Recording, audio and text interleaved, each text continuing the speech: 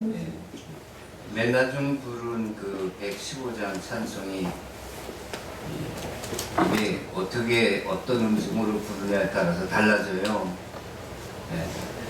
조금 높이 부르면은 아주 경쾌한데 좀 낮은 소리로 부르면은 또 그렇지가 못하고 그럽니다.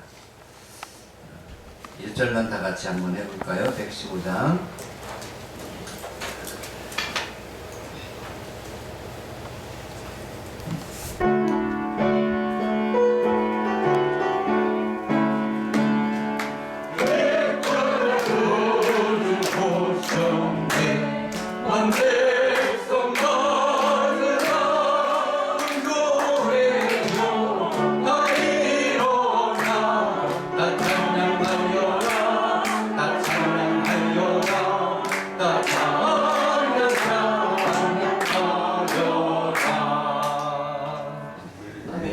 감사합니다.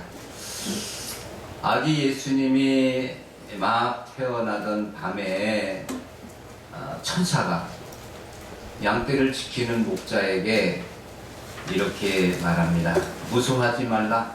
보라, 내가 온 백성에 미칠 큰 기쁨의 좋은 소식을 너희에게 전하노라. 아멘. 오늘은 2022년 성탄 날이고요. 또 2022년 마지막 주일 또 되기도 합니다. 옛날에는 24일 저녁이면 잠도 못 자고 새벽송을 했는데 그런 탓에 그 다음 성탄 예배는 졸기 바쁩니다. 구벅구벅 졸다가 예배 시간을 다 보내는 그런 경우가 있었습니다. 그러나 마음은 너무너무 기뻤고 그때가 그랬습니다. 성탄 때가 되면 온 세상이 막 틀이 울긋불긋하게 꾸미고 캐럴송도 여기저기서 들리고 했는데 지금은 너무 조용한 것 같은 기분이 듭니다. 성탄은 정말로 기쁘고 또 기쁘고 또 기쁘고 기쁜 날입니다. 하나님이 주신 기적의 날, 예수님이 이 땅에 태어나신 우리들의 죄를 용서해 주시기 위해서 태어나신 기적의 날입니다. 기적의 날에는 자연적으로 있을 수 없는 일이 기적이잖아요. 그 바로 예수님이 태어나신 자체가, 하나님이 육체를 입고 태어나신 것 자체가 기적이라고 말할 수 있죠. 가슴이 벅찬 기쁨, 누구에게 임할까요? 세상 사람들이 알지 못하니 뭐 예수니 성탄이니 무슨 뭐 크리스마스니 캐롤이니 뭐 잘 알겠습니까?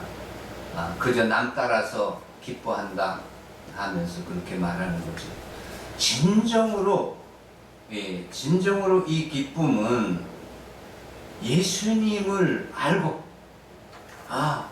하나님이 우리 인간의 죄악된 인간을 구원하시기 위해서 이 땅에 보내신 예수 그리스도, 그분이 오셔서 십자가에 죽으심으로 우리 죄가 해결되는 그런 축복의 주님이 오시는 거구나, 그것을 아는 자가 바로 이제 기뻐할 수 있는 거죠.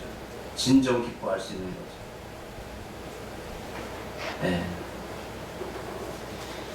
온 세상 성탄을 기다리고 맞이하는 모두에게, 우리뿐만 아니라 대한민국뿐 아니라 전 세계 모두 진정 주님의 그 성탄을 기다리면서 함께 예배드리는 모두에게 하나님의 놀라운 축복이, 기적의 역사가 넘치게 나타나기를 축원합니다.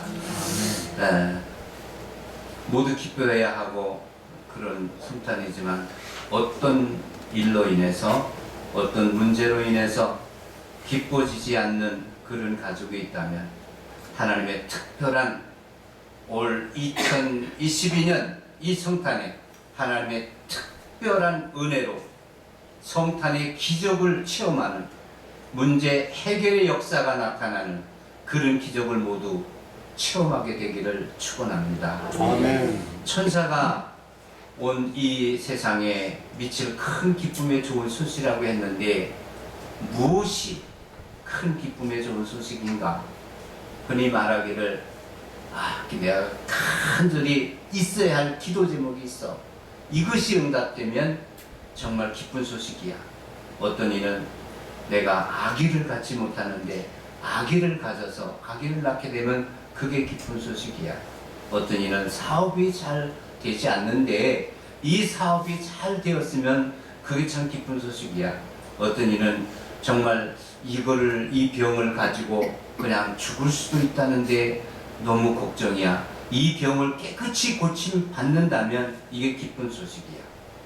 또 진학, 가고 싶은 학교에 합격하는 것, 가고 싶은 회사에 합격하는 것, 또 결혼을 못하던 자가 원하던 사람과 결혼을 하게 되는 것, 이런 것들이 진정 이 세상에 있어야 할 정말 아름답고 아주 소중한 그런 기쁜 소식이 아니겠습니까? 그런데 이보다도 더 기쁜 소식이 예수님이 탄생하신 그런 소식이라는 것입니다. 하나님의 아들 만왕의 왕께서 죄인의 모습으로 육체를 입고 누추한 이 땅에 오셨습니다. 우리 죄를 사하시기 위해서 이 큰 일을 이루셨다는 소식이 감사하고 기쁘고 또 기쁘고 또 기쁘고 하루 종일 기뻐해도 부족한 그런 기쁨입니다. 왜 천사들이 목자들에게 이런 소식을 전하라 이렇게 천사들이 목자들에게 이 소식을 전해줬을까? 그것은 알지 못하는 사람에게 전하라. 너희들 이제 알았으니까 가서 말구에 있는 아기 예수께 절하고 경배하고 나가서 모르는 사람에게 전해, 이렇게 하라고 하신 것이 아니면 무엇이겠습니까? 세상에서 가장 기쁜 소식이 무엇일까? 예수님이 탄생하신 소식, 예수님의 은혜, 하나님의 은혜, 죄 용서받고 새 사람이 되었다는 그 기쁜 소식. 이 세상 여러 가지 기쁜 소식이 있지만 그 죄를 해결해 주신 분은 단 한 분, 예수님밖에 없기에. 예수님은 말로 표현할 수 없는 그 일을 이루시기 위해서 고통스러운 일을 바로 체험하신 겁니다. 태어나는 것도 고통스러운 일이고 자라나신 것도 그렇고 십자가를 지시는 일도 그렇고 모든 것이 너무나 고통스러운 일이셨습니다. 그러나 한편 내가 이렇게 함으로써 인간들의 죄를 살 수 있다는 것이 얼마나 기쁠까. 그래서 이렇게 태어나셨고 십자가를 지신 것입니다. 그런데 이 동방박사들에게 큰 별을 보이시고 아기 예수를 만나 경배하게 하셨는데, 그런데 가만히 생각해 보면 이 기쁨이, 이런 여러 가지 기쁨들이 내 입장에서만 기쁨이라고 생각된다면 이것은 무엇인가 불완전한 기쁨이다. 그러면 이걸 조금 다르게 생각해서 하나님 입장에서의 기쁨을 한번 생각해 보자. 하나님이 기뻐하시는 기쁨으로. 그렇습니다. 하나님이 기뻐하시는 기쁨이 진정한 기쁨이고 진정한 축복이다. 그래서 그리스도인은 언제나 내 자신만의 기뻐하는 것보다 하나님은 어떻게 생각하실까? 하루에도 수백 번, 수천 번, 수만 번 많은 생각을 하는데 그 생각할 때마다 그것이 과연 하나님이 기뻐하시는 생각일까? 하나님이 기뻐하시는 일일까? 하는 것을 생각하고 또 말하고 행동하고 살아야 되겠다는 것이지요. 우리는 어떻게 이 기쁜 소식을 알릴까? 예수님이 태어나셨다는 소식을 들은 사람이 많습니다. 그런데 성경에 기록되기는 이 목동들과 동방박사 이 사람들만 예수님께서 찾아와서 경배했다고 소개하고 있습니다. 알고 있는 헤로도 왕도 있었잖아요. 근데 헤로드 왕은 뭐라고 합니까? 이 박사들에게 가서 진짜 그 왕이 태어났으면 나에게 알려달라. 나도 가서 경배하겠다. 그렇게 얘기를 했잖아요. 그런데 하나님은 아시고 헤롯의 마음을 아시고 아니다. 헤롯한테 가지 말라. 다른 길로 해서 돌아가라. 이렇게 말씀해 주셨던 것입니다. 그렇게 했음에도 헤롯은 베들레헴과 그 모든 지경 안에 산의 아이를 박사들에게 자세히 알아본 그때를 기준해서 2살 아래로 모두 다 죽이는 아주 끔찍한 일이 일어났습니다. 하나님께 쓰임받는 사람은 예수님 탄생을 자신이 먼저 기뻐하고 더 나아가서는 이웃과 함께 기뻐하고 더 나아가서는 온 나라와 전 세계가 함께 기뻐하는 알리는 그런 삶을 살아야 되지 않겠습니까? 그래서 하나님이 나를 이 땅에 태어나게 하신 것은 하나님의 도구로서 쓰임받게 하시기 위해서 이 땅에 태어나게 하신 거예요. 내 멋대로, 내 생각대로, 내 방법대로, 너 잘난 대로 그렇게 살라고 태어나게 하신 게 아니라 정말 나를 이 땅에 태어나게 하신 것은 하나님의 도구로, 하나님의 기뻐하심을 드러내는 그런 도구로 태어나게 그렇게 살라고 하신 건데, 우리는 너무나 엉터리로 사는 적이 너무나 많아서 후회스럽고 너무나 죄송스럽고 너무나 가슴 아픈 적이 많습니다. 그래서 정말 이제 이렇게 된 우리가 하나님께 가까이 가기 위해서는 회개입니다. 첫째, 철저하게 하나님 앞에 회개할 때에, 회개의 모습으로 변화될 때에 그때 하나님이 기뻐하시고 우리에게 성령 충만함도 주시고 기쁨 충만함도 주시는 겁니다. 나의 친문 때문에, 나의 자존심 때문에 감춘 것이 다 하나님께 내놓고 철저하게 회개하는 그것이에요. 우리가 철저하게 회개하는 것을 하나님이 제일 기뻐하십니다. 그리고 우리가 그때 진짜 기쁨을 맛보게 됩니다. 탕자가 아버지께 돌아올 때, 아버지, 나는 실패자입니다. 그래서 아버지라고 부를 자격도 없습니다. 그저 저를 품꾼의 하나로 써주십시오. 완전히 자기 자신이 이제 깨어지고 아버지께 그냥 아버지 아들이라고 안 해줘도 좋다, 아버지 곁에 있기만 하면 좋다, 그런 생각으로 오지 않았습니까? 이게 바로 회개하고 돌아온 탕자의 모습이죠. 한국교회가 1907년 대부흥운동이 일어났는데, 이게 어디서부터 시작됐냐면 그 감리교 선교사인 하디로부터 시작됐어요. 하디 선교사. 하디 선교사가 성경북부 교환을 부탁받았는데 처음에는 이런 구상을 했습니다. 나의 전도를 받고 교회에 추석하는 한국 교인들이 진정한 참여를 하면서 신앙생활을 하는가, 이것을 계속 고심하면서 묵상을 하는데 번뜩 다른 생각이 드는 거예요. 그게 자기 자신으로 돌아와서 나는 참으로 하나님께 회개하고 선교사로서의 자격을 갖추고 있는가, 이렇게 바꾸게 됩니다. 그래서 제목을 바꾸고, 그리고 심각한 이 도전에 직면하면서 자기 동료들 같이 사역을 하고 같이 선교사로서 일한 그들에게 자기 그 치부, 부끄러운 거, 정말 고통스럽고 굴욕적인 그런 경험을 다 털어놓습니다. 그래서 하디는 통절히 자기 죄를 하나님께 자복하고 울면서 간증을 합니다.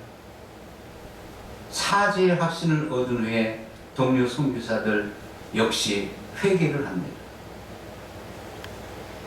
그 다음에 교인들 앞에서 이제 한국 교인들 앞에서 간증을 이제 간증 설교를 하는데, 나는 부끄러워 얼굴을 줄 수 없는 그런 심정으로 내 자신의 교만함과 신앙 없음과 이렇게 되어버린 자기 자신을 여러분께 고백합니다. 그러면서 다 얘기하는 얼굴이 파래지고 두근거려지고 부끄럽고 눈물이 나고 그렇지 않은 것을 다 하니까 성령이 역사하셔서 그 모인 사람들 모두가 다 울면서 회개를 했다는 거예요.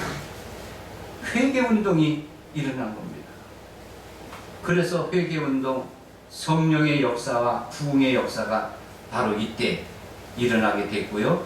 이것이 바로 1907년 대부흥의 역사에 그 도화선이, 성령의 불의 도화선이 되었다는 거죠. 집회에 참여한 자마다 모두 회개하고 눈물을 흘리고 기쁨이 충만했다는 것이죠. 미국에서 목회를 하셨던 목사님의 간증인데요. 목사님은 어렸을 때에 시카고로 이민을 가서요. 그곳에서 중고등학교를 다녔답니다. 그런데 동양인이고 영어를 못한다고 친구들한테 놀림을 받았답니다. 그런 바람에 사춘기 시절에 온갖 말썽을 다 부렸다. 그런데 어느 날 교장 선생님이 어머니를 학교로 불렀습니다. 말썽 부르긴 그의 문제를 이야기하기 위해서 부른 것이죠. 근데 그날 그는 어머니의 모습을 보고서 가슴이 무너졌습니다. 자신이 잘못했는데 왜 어머니가 저렇게 찬 바람을 헤치고 와서 바닥에 무릎을 꿇고 한 분만 용서해 주세요. 한 분만 용서해 주세요. 이렇게 해야 되는가? 그래서 내가 뭐길래 나를 위해서 아무 죄 없는 어머니가 저렇게까지 하셔야 하나? 그래서 그 이후로 말썽을 피우지 않고 학교를 잘 다녔다고 하는 간증입니다. 예수님이 바로 아무 죄도 없으신 분인데 이와 같이 누추한 모습으로 오셔서 나를 위해서, 나의 죄를 위해서, 우리 죄를 위해서 용서하시기 위해서 아무 말씀 안 하시고 하나님은 저들의 죄를 용서해 주세요. 저들의 죄를 용서해 주세요 하시면서 이렇게 태어나시고 모진 고난을 삶을 사셨습니다. 성탄 계절에 우리가 보아야 할 예수님의 모습은 반짝거리고 화려한 모습이 아니라 그 속에 예수님이 얼마나 고난을 당하셨나, 이 고통당하신 예수님의 아기 예수의 모습도 생각해야 합니다. 그러면 우리는, 그리스도인은 세상에서 어떻게 기쁘고 좋은 소식을 전해는 살 수 있을까? 아무것도 없는 우리, 나 자신이라 할지라도 내 적은 사랑, 내 적은 헌신, 내가 할 수 있는 그런 범위 내에서 그 작은 사랑과 헌신을 심는 것이죠. 심는 것이죠. 복음 전파, 찬양과 생명을 살리는 삶으로 기쁘고 좋은 소식을 조금이라도 전할 수 있습니다. 우리 한국교회 한국교회의 그 초기에 참 놀라운 일이 많이 일어났습니다. 그 전에 우리 한국이 선교사로 나간 그 선교사를 세계에서 두 번째로 많이 보낸, 인구 비례해서요, 두 번째로 많이 보낸 선교사 나라라고 합니다. 우리나라가 많은 어려움이 있어도 잘 버티게 되는 것은 우리가 잘나서가 아니라 하나님의 은총 때문이에요.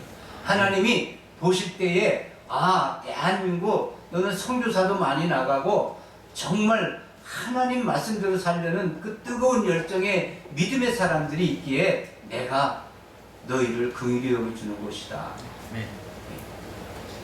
하나님께서 이렇게 역사하시는 거예요. 한국의 현직 목회자가 14만 명, 선교사가 각지에 흩어진 선교사가 168개국에 22,259명 이렇게 통계로 잡힙니다. 또 우리나라 NGO 단체가, 비영리 사랑나눔 단체가 2015년 기준으로 해서 12,894개나 됩니다. 참 아름다운 나라죠. 선교사들이 들어와서 선교 활동이 활발히 시작되던 1906년쯤에 대한민국에 큰 변혁의 역사가 일어납니다. 잘 아시는 분은 아시겠지만 아주 큰 변혁의 바람이 불기 시작합니다. 한편 하디 선교사의 회개운동, 붕괴운동이 한쪽에서 일어나는가 하면 또 한쪽에서는 사회의 놀라운 변혁의 운동이 일어나는 거예요. 그 변혁의 운동이 어떤 거냐 하면은 기독교 학교가 막 생깁니다. 그래서 감리교에서는 이화학당, 배제학당, 또 장로교에서는 경신학교, 정신학교, 숭실대학교 등이 막 이렇게 세워지고요. 전통 문화 변혁이 일어납니다. 사회 신분 제도가 붕괴됩니다. 인간 차별 문화가 서서히 도태되고 한국 사회 전통으로 양반이 있었고 중인이 있었고 상인이 있었고 천민이 있었는데 이 모든 것이 이 교회 부운동으로 인해서 서서히 부서지기 시작하는 거예요. 남존여비 사상, 여성 인권이 신장되고 예배당에 남녀를 가르는 휘장이 있었잖아요. 그것도 이때 없어지는 거예요. 그래서 여자들도 똑같이 남자들하고 같이 교회에서 직분을 받고 봉사를 하게 됩니다. 황해도 간바위 교회에서 부부가 서로 존댓말을 쓸 것, 한자리에서 식사할 것, 이런 것을 결정했다고 합니다. 옛날에는 어떻게 여자가 남자 밥상하고 겸상을 못했다는 거예요. 부부도 따로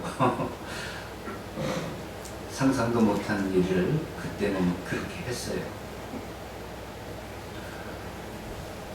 그래서 남자아이처럼 여자아이도 교육을 시킬 수 있게 된 것이 그때 됐다고 합니다.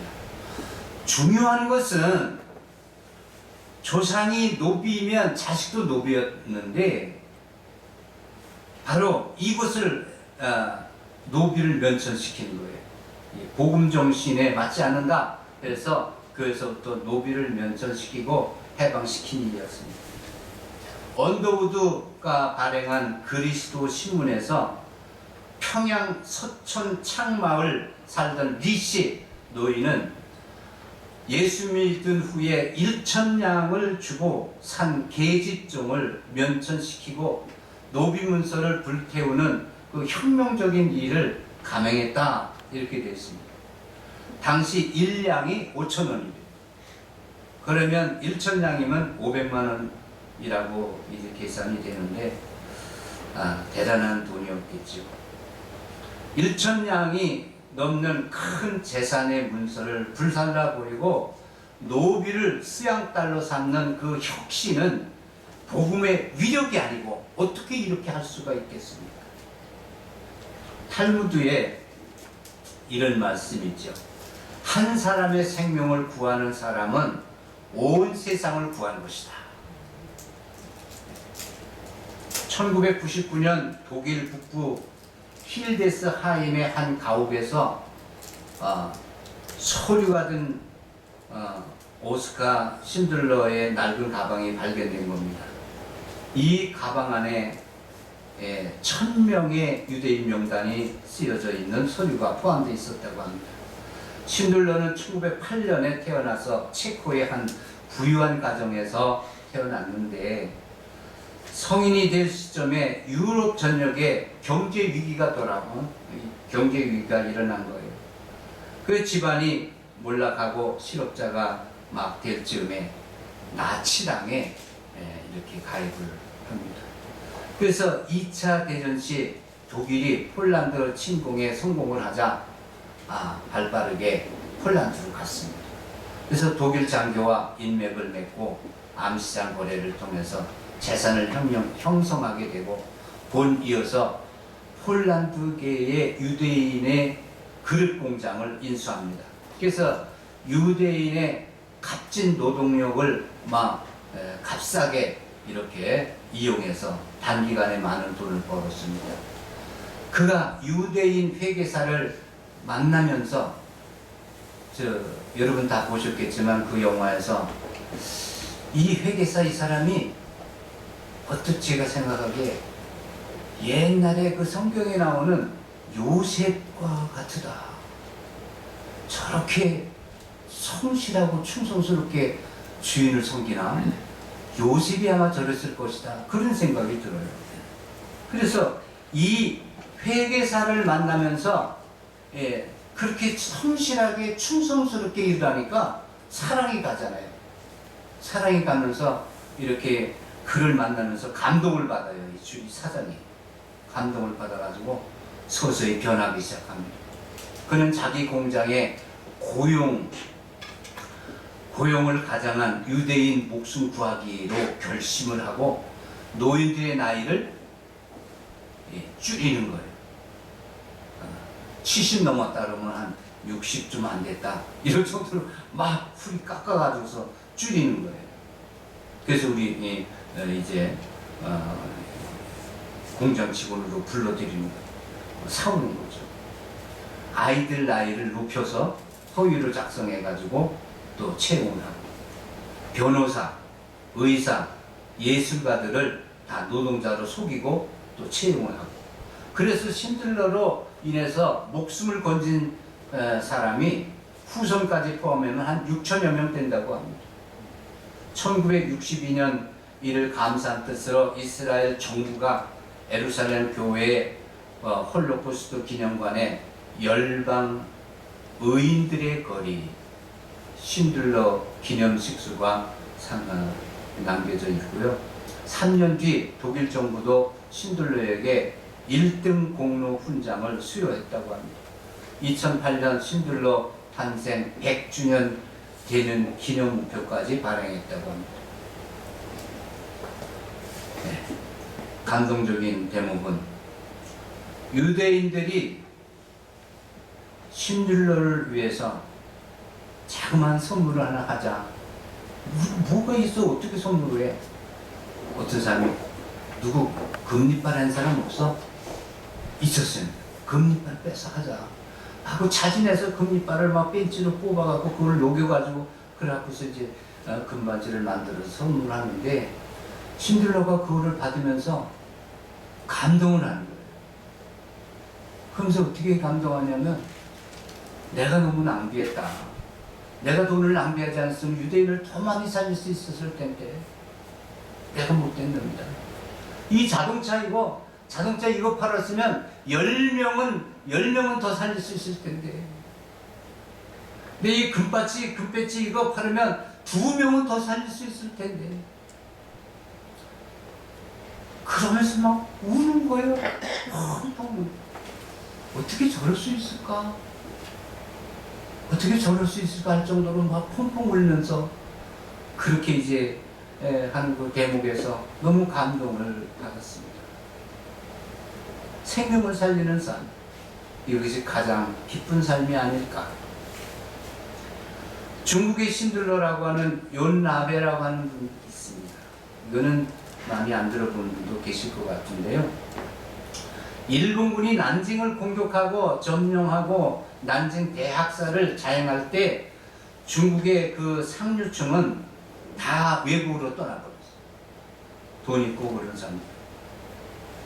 그런데 미처 피하지 못한 사람은 총살당하고 부녀들은 강간당하고 그러고서 또 처형당하고. 근데 그때 독일의 지멘스사 지사장으로 가 있던 연나베라고 하는 사람이 있는데 그가 이제 자기도 떠나려고 자동차를 타려고 하는데 그 자동차 앞에 그냥 납작 엎드려가지고 애원을 하는 거예요. 우리 좀 살려달라. 우리 좀 살려달라. 제발 좀 살려달라. 그러니까 하나님의 역사죠. 이 사람이 이 감동을 받아가지고 안 떠나기로 해요. 중국 난징에서 안 떠나기로 해요. 그래서 이 론나베는 자기 집을 임시병원으로 삼아서 부상자들을 불러들이고 도피처로 치료도 해주고, 그래서 자기가 나치 당원임을 내세워서 맨몸으로 일본군의 위협을 막아줍니다. 그 연나베는 더 적극적으로 나치의 깃발을 방공호에다 이렇게 꽂아 놓게 합니다. 그리고 자기 집 주변 1평방 마일, 이게 1평방 마일이 얼마쯤이나 되는 거야? 1.61km. 어마어마하게 커요. 그 범위를 안전지대로 선포하고 일본군과 적당히 타협을 해서 난징의 임시시장직도 하고 임시경찰서장직도 이렇게 하는 거예요. 그리고 막 색출해내는 거예요. 일본군이 강간범이 누구냐? 응? 살인범도 막 색출해내고 막 심혈을 기울여서 이 나치 당원의 그 신분을 활용해가지고 일본 대사관에 막 학살을 멈춰달라, 학살을 멈춰달라 그러면서 막 지속적인 요구도 했답니다. 그의 집에 목숨을 이렇게 숨겨줘서 살아난 중국인이 한 650명이고 또 보호구역 내에서 생존한 자가 20만 명이나 된다고 합니다. 이 연나베를 중국인은 살아있는 부처다 그래가지고서 부처로 이렇게 불렀다고 하고요. 중국 정부에서는 적십자사와 함께 훈장을 수여했다고 합니다. 이것이 진정 기쁜 생명을 살리는 일, 기쁜 소식이 아닐까. 많은 사람들에게 자유와 기쁨이 넘치는 축복, 바로 예수님이 이루시기 위하시는 아름다운 일이 아니겠는가. 이것이 기적이고, 지금 예수님이 기적으로 나타나셨고 그걸로 끝나는 게 아니라 계속 기적의 역사는 나타날 줄로 믿습니다. 예수님의 그 성경에 기록된 예수님의 탄생, 그 역사하시고 이루신 일, 그것을 믿는 자에게 이런 기적의 역사는 계속 나타날 줄로 믿습니다. 나와 하나님과의 관계 회복, 하나님과 진정하고 솔직한 회개가 이루어지고 예수 그리스도를 믿고 받아들이는 것, 하나님을 나의 주인으로 순종하며 사는 것, 인간과의 관계 회복, 화해하고 용서하고 사랑할 때 예수님을 따라 사는 것이 아니겠는가. 물질과의 관계 회복, 지나친 욕심을 버리고 있는 것으로 감사하며 오직 하나님의 도구로 아름답게 쓰임 받기를 소망하는 삶. 아무리 노력해도 왜 기쁨이 찾아오지 않을까. 어느 여인이 결혼을 해서 남편을 위해서 섬기고 애를 써서 남편이 학교 교사가 되고 교감이 되고 교장이 되고 그래서 은퇴를 했답니다. 그래서 그제서야 나도 공부하겠어. 그래가지고 이제 초등학교 과정을 마쳤어요. 그리고 이제 중학교 과정을 하는데 이 중학교 영어 단어가 참 그렇게 외우기 어려가지고 밭을 매면서 뭐 앉아서 뭐를 하면서 정신없게 영어 단어를 외우다가 일어나면 다 잊어버리는 거예요. 너무 안타까워서 남편이 여보 콩나물 시루에 물 주지요? 네 주지요. 어떻든가요? 뭐 물 쭉 빠지죠. 네. 그럼 그 다음에는요 또 물 주지요. 그 다음에 또 어떻게 돼? 쭉 빠지죠. 그 다음에는 또 어떻게 되던가요? 그런데도 콩나물이 쭉쭉 자라던데요. 바로 그겁니다. 계속해서 당신이 영어 단어를 외우면 언젠가는 당신의 것이 될 겁니다. 그래 힘을 얻어서 잘 맞췄다고 그래요. 이거는 같습니다.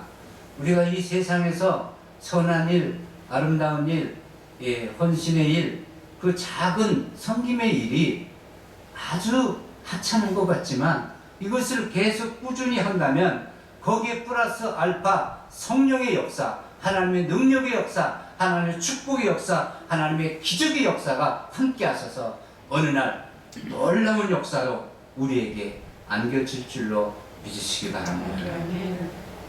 하나님의 은혜가, 하나님의 축복이, 하나님의 기적이 바로 2022년 바로 성탄절 이날 우리 모두에게 이 놀라운 축복의 자리에 넘치는 체험을 할 수 있는 오늘이 되기를 주님의 이름으로 축원합니다. 아멘.